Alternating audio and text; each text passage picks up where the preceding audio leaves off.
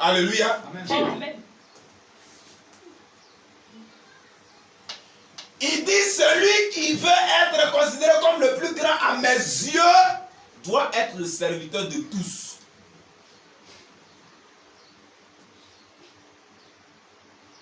Quand on parle sur toi, on dit, Dion, tu as fait ceci, tu es rentré là, tu as fait comme ça.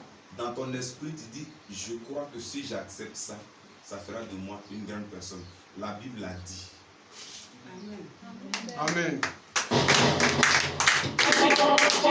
Mission, va ici, sois là. Tu dis, en allant faire la mission, je suis loyal. Je crois qu'au bout d'une loyauté, il y a une récompense du Seigneur. Donc j'ai la foi que je serai béni. Voilà la foi. Sinon, ce n'est pas un matin quand tu es dans tes 4 minutes, tu as la foi, puis tu n'auras rien. Arrêtez de vous blaguer. Amen. Tu n'auras rien. Il y a des gens qui arrivent dans des points comme ça, ils n'ont rien fait, puis les gens sont sur eux. Attendez un peu. Vous allez voir ces vraies personnes-là. Ce n'est pas les bonnes personnes. Parce qu'après le temps, ces personnes vont se réveiller. Et vous allez donner raison à ceux qui avaient crié hier.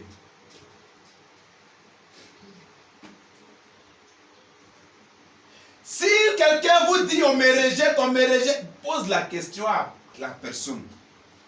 Donc tout le monde est mauvais, et puis c'est toi ce qui est bon. Alléluia. Amen.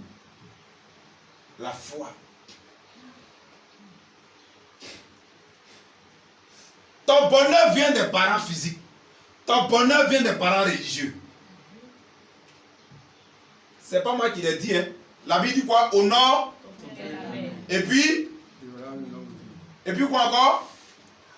Honore ton père et ta mère. C'est le premier commandement sur la terre. C'est le premier commandement sur la terre. Or, quand c'est le Seigneur qui te donne une longue vie, c'est une vie de bénédiction. Quand Satan te longue une autre vie, c'est une vie de malédiction, une vie de souffrance. Où tu es là maintenant, tu chies sur toi, tu es paralysé. Matin, tu es transformé en serpent. Le soir, tu es transformé en goutti. Après, tu es transformé en python. Après, tu es transformé en autre chose. Mais quand c'est le Seigneur qui te donne une longue vie, tu es béni. Amen.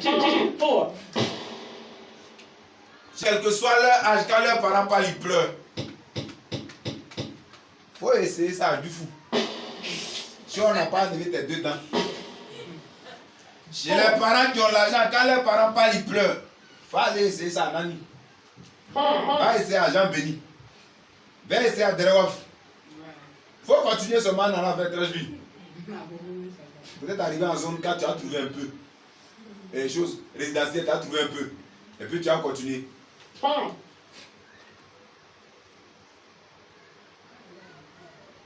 Alléluia. Amen. Souvent on dit non, les enfants des boss résistent parce que l'argent est là. Mais vrai, là, il y a des enfants des boss qui sont très humbles. Oui. Ils sont très respectueux. La plupart. Parce que pour eux, manquer à une grande personne, c'est catastrophe. C'est catastrophe. Alléluia. C'est ça.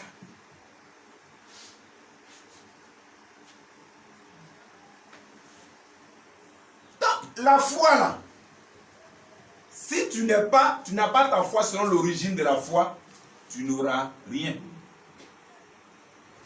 Non, ma femme et mon mari ne m'aiment pas, ils m'humilient. J'ai la foi que mon mari va m'aimer, parce que la Bible dit. J'ai la foi que mon mari sera béni, parce que la Bible dit, je fais. J'ai la foi que je vais avoir mes diplômes et je vais travailler. Parce que ce que la Bible demande, je le fais. Moi, j'ai la foi. C'est-à-dire, quand tu dis à quelqu'un, mon frère, regarde-moi seulement. Comme je disais à des amis en classe de terminale, on a croisé une ce matin, non? On a croisé une amie de classe ce matin. Alléluia. J'avais l'habitude de dire à mes amis, j'ai dit, restez tranquille, vous là, vous allez travailler pour moi. Quand j'ai fait ma première entreprise, quand j'ai eu tous les papiers, sur papier, la première personne que j'ai recrutée, c'est un ami de classe avec qui il fait 6e, 5e, qui s'appelle Blondé Enoch, pour la comptabilité. Et c'est lui qui m'a rappelé la phrase. Ah, révérend, tu avais dit ça, il dit quoi? Il dit, ah, Je ne sais pas si après ton cursus scolaire tu disais ça, mais c'est que je me souviens qu'en 6e, 5e, c'était tes paroles. Tu dis, tu allais nous embaucher un jour.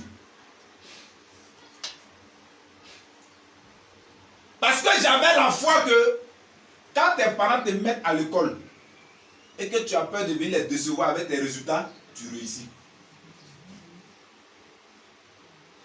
Donc, un parent qui devait me consoler parce que j'ai fait un échec quelque part, je trouvais que c'était mon sorcier. Parce que moi-même, je ne suis pas content de moi-même. Là où je n'ai pas eu une bonne note, je suis fâché avec moi-même. J'ai dit, mais attends, qu'est-ce que j'ai fait là? Les gens ont mis l'argent dans mon dos, puis regarde ce que je suis en train de faire. Donc, d'où j'enlevais ma foi. J'avais la foi que si je travaille, j'allais devenir quelqu'un et puis rendre heureux ses parents là. Et puis rendre heureux ses parents là. Alléluia. Amen. Quand mon père m'appelait, il dit, je t'ai appelé par rapport à tel problème. Telle personne avait perdu son frère. Il dit, papa, à cette époque, j'avais des problèmes financiers, je t'ai résoudre certains problèmes. Mais je te demande pardon. Il dit, mais toutes ces choses ont fait par rapport à demain, si nous autres on embarque. Il dit, le vieux, c'est pour t'enterrer là. Il ne te souhaite pas de mourir maintenant. Sinon, l'heure, la minute, le jour que tu choisis de mourir, avant de mourir, il faut écrire sur papier combien de mois tu veux faire à la mort.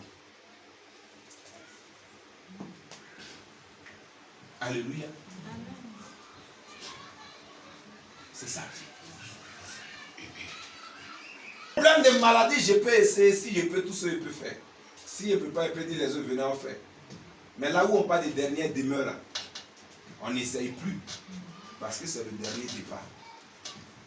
Du père, de la mère, du beau-père, de la belle-mère. Là, il n'y a pas une autre fois encore. Quand on dit au cimetière, là, il n'y a pas une autre fois.